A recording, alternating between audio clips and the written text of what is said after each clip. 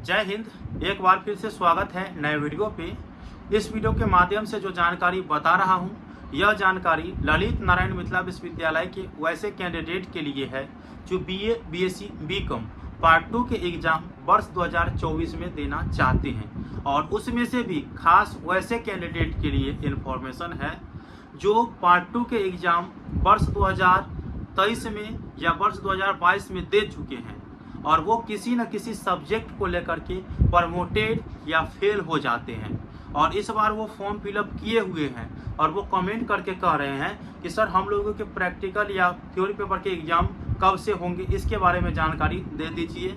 और हम लोग अगर प्रैक्टिकल एग्ज़ाम में प्रमोटेड हो गए हैं तो क्या थ्योरी पेपर का भी एग्ज़ाम देना पड़ेगा या केवल प्रैक्टिकल एग्ज़ाम देना पड़ेगा या दोनों देना पड़ेगा। तो इस वीडियो के माध्यम से पूरा का पूरा डॉट क्लियर करने वाला हूँ। आप लोग वीडियो को शुरू से अंत तक देखिएगा।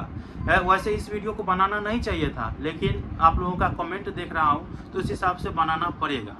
तो आप लोग वीडियो को देखिए और वैसे कैंडिडेट तक पहुँचा दीजिए जो इस कन्फ्यूजन में है। तो चलिए बारीकी से समझाने का प्रयास करते हैं। देखिए, अगर आपने पार्ट 2 के एग्ज़ाम एक बार दिए हैं और उसमें फेल या प्रमोटेड हो गए, ठीक है, तो अगर आप फेल हो गए होंगे ना तो पार्ट 2 के एग्ज़ाम सभी सब्जेक्ट का फिर से देना पड़ेगा, ये आप याद रखेंगे। और उसमें अगर आपका रिजल्ट स्टेटस प्रमोटेड दिखा रहा है, अर्थात आपने 3 सब्जेक्ट में पास कर लिए और किसी 2 सब्जेक्ट में प्रमोटेड या फेल कर गए थे और वो इस कारण से आप लोगों का रिजल्ट जो है वो प्रमोटेड हो गया, ठीक है। तो रिजल्ट चेक किए होंगे तो प्रमोटेड तो दिख रहा होगा आप लोगों को, और उस सब्जेक्ट का आपने फॉर्म फिलअप कर दिए फिर से एक्स रेगुलर वाले कैंडिडेट के लिए, ठीक है।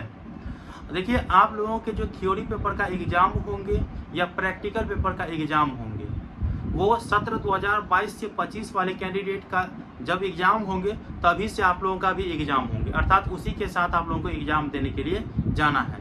जैसे सत्र 2022 से 25 वाले कैंडिडेट के प्रैक्टिकल एग्जाम 27 मई 2024 से शुरू हो रहे हैं। तो आप लोगों के अगर किसी पेपर में प्रैक्टिकल एग्जाम है जिसमें आप फेल कर चुके हैं तो आप लोगों को देना है, ठीक है। और अगर उसी सब्जेक्ट में आप लोगों के थ्योरी पेपर भी है तो पर भी आप लोगों को थ्योरी पेपर का एग्जाम देना पड़ेगा। ओवरऑल ये समझिए, अगर आपके किसी पेपर में प्रमोटेड हो गए हैं और उसमें प्रैक्टिकल नहीं है तब आप लोगों को केवल थ्योरी पेपर दे करके और अपने रिजल्ट के भरोसे बैठना है, इंतजार करना है रिजल्ट का, ठीक है, और आप लोगों का रिजल्ट आ जाएगा।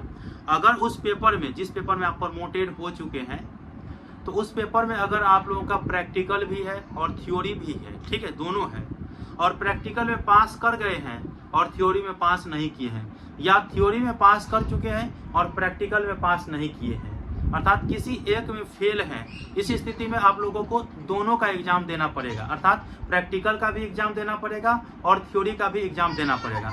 अगर आप ऐसा नहीं करते हैं तो फिर जिस हिसाब से आप लोगों का रिजल्ट दिख रहा है ना, उसी हिसाब से दिखता रहेगा, ठीक है। इसीलिए आप लोग एग्जाम दीजिएगा तो प्रैक्टिकल का भी दीजिएगा और थ्योरी का भी दीजिएगा अगर वो पेपर फंसा हुआ हो तो यही जानकारी आप लोगों को बता दिया हूँ। और एग्जाम रहा प्रैक्टिकल का तो 22 से 25 वाले कैंडिडेट के साथ आप लोग को देना है, थ्योरी वाला हुआ तो 22 से 25 वाले कैंडिडेट के साथ आप लोग को एग्जाम देना है।